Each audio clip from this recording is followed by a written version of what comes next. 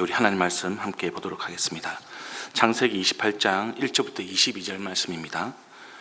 우리 한 절씩 교독하고요, 마지막은 같이 함께 읽도록 하겠습니다. 이삭이 야곱을 불러서 그에게 복을 빌어주고 당부하였다. 너는 가나안 사람의 딸들 가운데서 아내를 맞이하지 말아라. 이제 곧 밧단 아람에 계시는 보두엘 외할아버지 댁으로 가서 거기에서 너의 외삼촌 라반의 딸들 가운데서 내 아내가 될 사람을 찾아서 결혼하여라. 전능하신 하나님이 너에게 복을 주셔서 너로 생육하고 번성하게 하시고 마침내 내가 여러 민족을 낳게 하실 것이다. 하나님이 아브라함에게 허락하신 복을 너와 내 자손에게도 주셔서 내가 지금 나그네 살이를 하고 있는 이 땅, 하나님이 아브라함에게 주신 이 땅을 내가 유산으로 받을 수 있도록 해 주시기를 바란다. 이렇게 복을 빌어준 뒤에 이삭은 야곱을 보냈다. 야곱은 밧단 아람으로 가서 라반에게 이르렀다. 라반은 아람 사람 부두엘의 아들이며 야곱과 에서의 어머니인 리브가의 오라버니이다. 에서는 이삭이 야곱에게 복을 빌어주고 그를 밧단 아람으로 보내어 거기에서 아내감을 찾게 하였다는 것을 알았다. 에서는 이삭이 야곱에게 복을 빌어주면서 가나안 사람의 딸들 가운데서 아내감을 찾아서는 안 된다고 당부하였다는 것과 야곱이 아버지와 어머니의 말에 순종하여 밧단 아람으로 떠났다는 것을 알았다. 에서는 자기 아버지 이삭이 가나안 사람의 딸들을 싫어한다는 것을 알고 이미 결혼하여 아내들이 있는데도 이스마엘에게 가서 그의 딸 마할랏을 또다시 아내로 맞이하였다. 마할랏은 느바요스의 누이이며 아브라함의 손녀이다. 야곱이 브엘세바를 떠나서 하란으로 가다가 어떤 곳에 이르렀을 때에 해가 저물었으므로 거기에서 하룻밤을 지내게 되었다. 그는 돌 하나를 주어서 베개로 삼고 거기에 누워서 자다가 꿈을 꾸었다. 그가 보니 땅에 청개가 있고 그 꼭대기가 하늘에 닿아 있고 하나님의 천사들이 그 청개를 오르락 내리락 하고 있었다. 주님께서 그 청개 위에 서서 말씀하셨다. 나는 주 너의 할아버지 아브라함을 보살펴준 하나님이요 너의 아버지 이삭을 보살펴준 하나님이다. 내가 지금 누워있는 이 땅을 내가 너와 너의 자손에게 주겠다. 너의 자손이 땅의 들것처럼 많아질 것이며 동서남북 사방으로 퍼질 것이다. 이 땅 위의 모든 백성이 너와 너의 자손 덕에 복을 받게 될 것이다.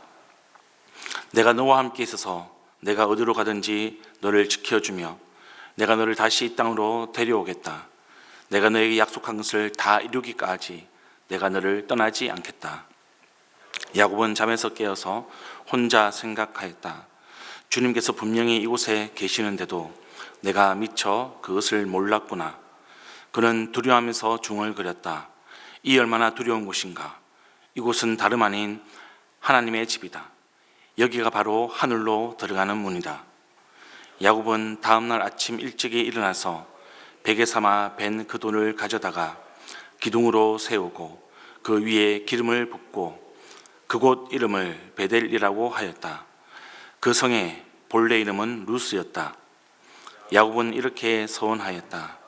하나님께서 저와 함께 계시고 제가 가는 이 길에서 저를 지켜주시고 먹을 것과 입을 것을 주시고 제가 안전하게 저의 아버지 집으로 돌아가게 해주시면 주님이 저의 하나님이 되실 것이며 제가 기둥으로 세운 이 돌이 하나님의 집이 될 것이며 하나님께서 저에게 주신 모든 것에서 열의 하나를 하나님께 드리겠습니다. 아멘. 여러분 오늘 본문을 보시면 좀 크게 세 부분으로 나누어지는 것을 알 수 있습니다. 첫 번째 부분은 1절부터 5절 말씀입니다. 이삭이 야곱을 보내기 전에 그에게 복을 빌어주고 당부하는 그런 모습입니다. 두 번째로는 이제 6절부터 9절 말씀인데요. 에서의 행동이 나오고 있습니다. 그리고 세 번째는 10절부터 22절 야곱이 하란으로 가다가 이제 베델에서 하나님을 만나는 사건입니다. 근데 여러분 첫째 부분과 이 세 번째 부분 마지막 부분은 서로 내용이 통하기 때문에 하나의 이야기로 봐도 무방하겠습니다. 여러분, 야곱은 이 아버지 이삭과 또 형 에서를 속이고 에서의 복을 이제 가로챘습니다.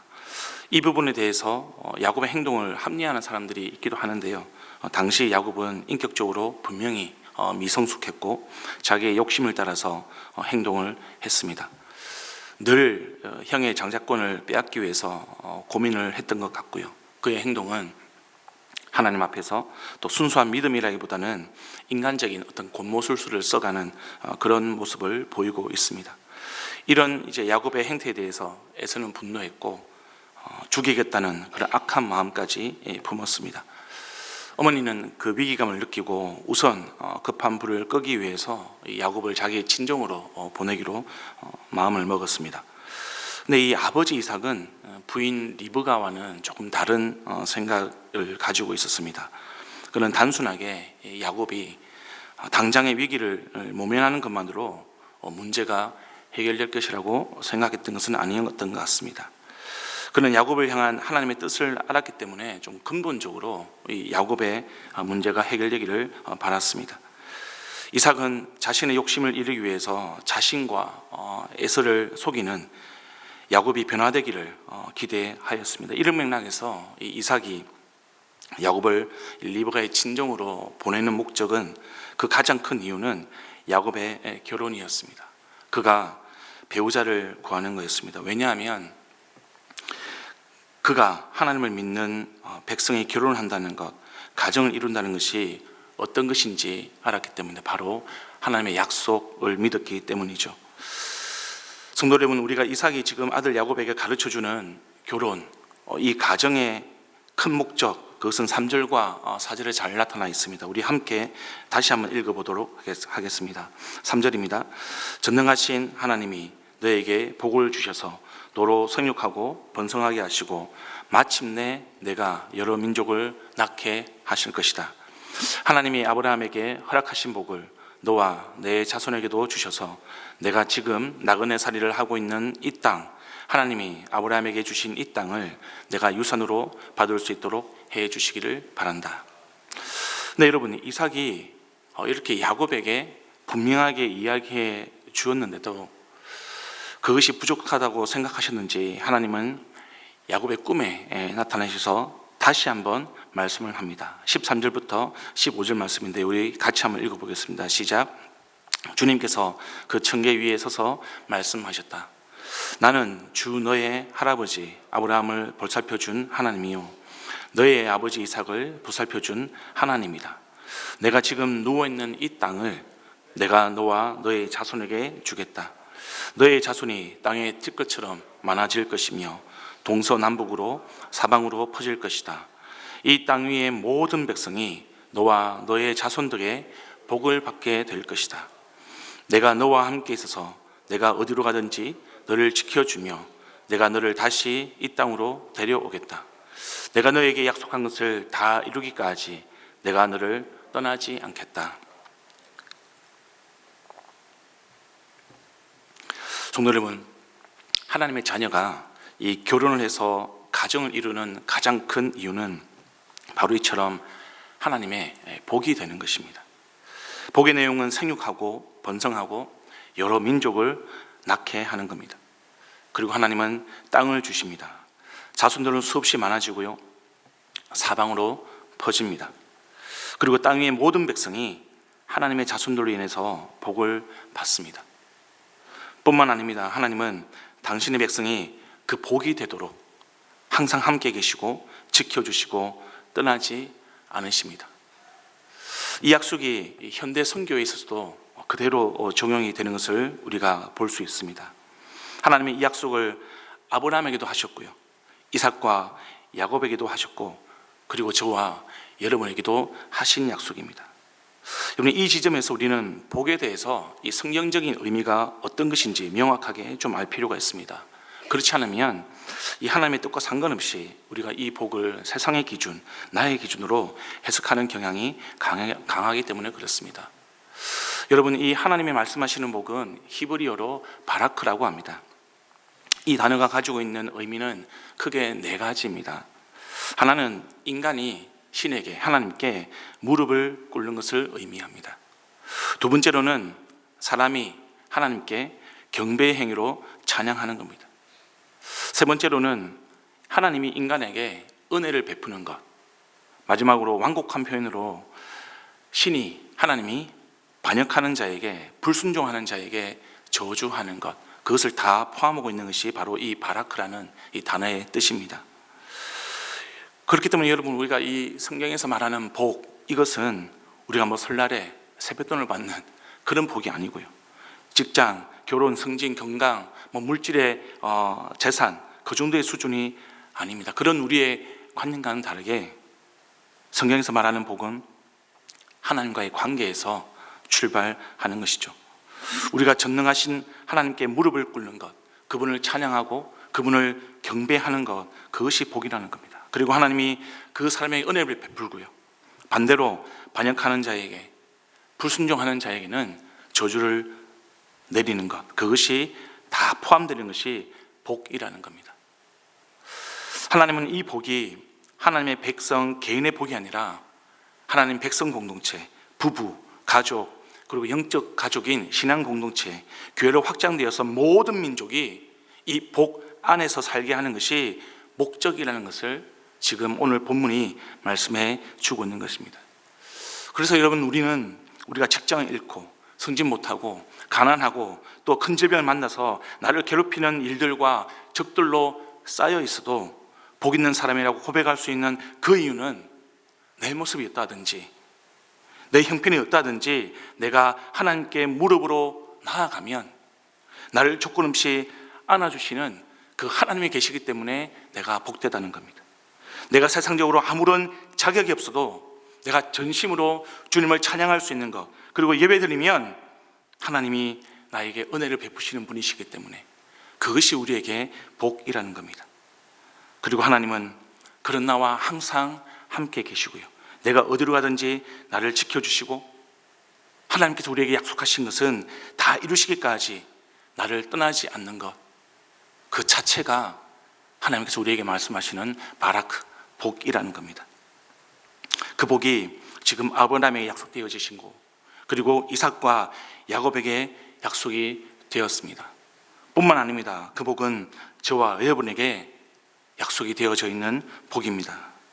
그래서 여러분, 우리는 주님과의 관계 안에서 복을 받은 자이고요, 복이 되는 자입니다. 그것이 지금 이 본문을 통해서 하나님께서 우리에게 가르쳐 주시고자 하는 내용입니다. 여러분, 6절부터 9절까지 말씀을 보면 이 에서의 이야기가 등장을 합니다. 근데 여러분, 창세기 28장의 주인공은 야곱인데요, 모세가 왜 여기에다가 굳이 에서 이야기를 집어넣었을까? 그만큼 중요한 메시지를 전하고 싶기 때문이었던 거죠. 그 메시지는 다름이 아니라 성경의 복을 좀 더 강조하기 위해서입니다. 오늘 조금 전에 복이 나타내는 의미하는 그 바라크의 의미를 좀 살펴봤습니다.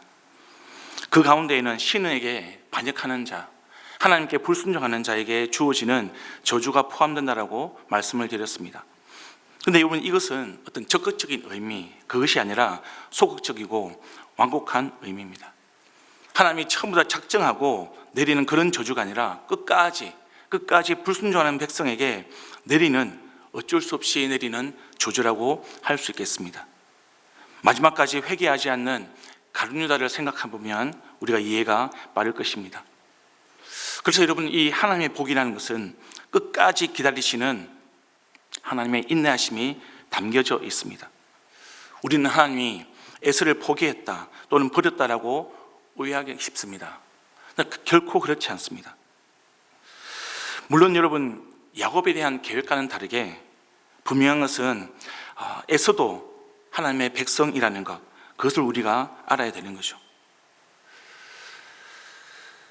에서 그도 하나님의 복 안에 거할 수 있는 자였습니다.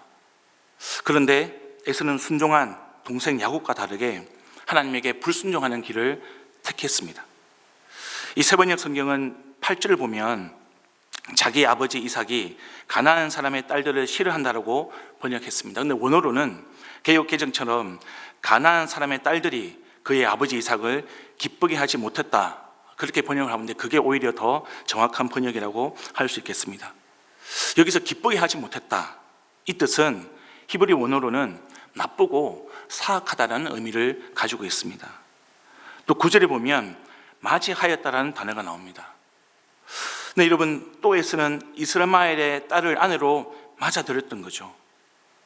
근데 이 히브리 단어의 뜻이 성적으로 타락하거나 이방인과 결혼할 때 쓰였던 그런 나쁜 의미로 쓰였던 단어였습니다.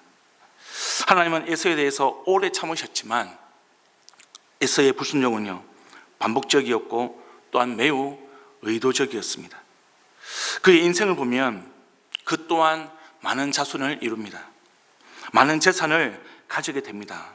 그런데 안타깝게도 그가 이룬 것들은 자기 힘으로 이룬, 세상이 말하는 복이었습니다. 하나님이 말하는 바라크, 하나님의 복과는 무관한 그런 복이었습니다. 오히려 그것은 에서가 하나님으로부터 멀어지게 만드는 그런 저주였다라고 말해도 과한 표현이 아닌 것이죠. 성도 여러분, 혹시 야곱처럼 인생의 위기를 만난 분은 안 계십니까? 내가 해결할 수 없는 그런 문제를 지금 안고 있지는 않으십니까? 과거의 야곱처럼 자기의 힘으로 욕심을 따라서 해결하는 것 우리가 내려놓기를 소망합니다. 그리고 변화된 야곱처럼, 순종하는 야곱처럼 하나님이 가르쳐 주시는 그 바라크, 그 해결책, 하나님의 복을 붙들기를 소망합니다. 하나님은 아브라함, 이삭, 야곱에게 약속하신 그 복을 예수 그리스도를 통해서, 그 십자가를 통해서 우리에게 복을 주셨습니다. 그리고 우리가 그 복이 되라고 말씀하십니다. 여러분, 그것이 우리가 인생의 문제를 해결할 수 있는 길이라고 주님은 보여주시는 것이죠. 다시 말씀드립니다. 하나님과 우리와의 관계가 복입니다.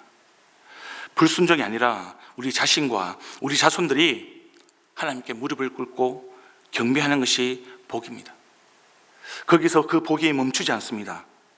예수님을 통해서 우리가 모든 열방 가운데 이 복이 되도록 주님은 인도하십니다. 그리고 항상 우리와 함께 하시겠다라고, 우리를 지켜주시겠다고, 우리를 보살펴 주시겠다고 말씀해 주고 계시는 것이죠. 우리는 그 복을 가지고 살고 있습니다. 그 복을 우리는 누리고 살아갈 수가 있습니다. 모든 인간이 가진 문제의 유일한 해결책은 바로 하나님의 복입니다. 사랑하는 성도 여러분, 어떤 상황에서도 하나님의 이 복을 붙들고 살아가는 저와 여러분의 믿음이 되기를 간절히 소망합니다. 이 시간 말씀을 기억하면서 함께 기도하시겠습니다. 하나님, 하나님의 복을 세상의 가치로 잘못 생각하지 않게 하시고 주님과 동행하는, 주님을 따라가는, 주님 안에 거하는 그 복된 인생이 되게 하여 주시고 세상을 향한 주님의 뜻이 나의 뜻이 될 수 있도록 하나님 붙들어 주시옵소서. 교회를 위해서 함께 기도하기를 원합니다. 하나님, 우리 은혜선물교회 공동체가 지금 이삭과 야곱이 보여주는 하나님의 복을 누리고 또 하나님의 복이 되는 세상 가운데 흘려보내는 복의 통로 될 수 있도록 주님, 우리 교회 공동체를 가운데 함께하여 주시고 은혜를 베풀어 주시옵소서.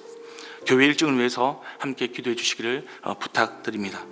예수영제 모임이 이번 주 토요일에 있습니다. 하나님, 이 예수영제 모임을 통해서 아직 주의 복이 무엇인지를 모르는 그 많은 영혼들에게 주의 복이 충만하게 임할 수 있도록 함께하여 주시고 그들의 인생이 복된 인생이 될 수 있도록 주의 역사하여 주시옵소서.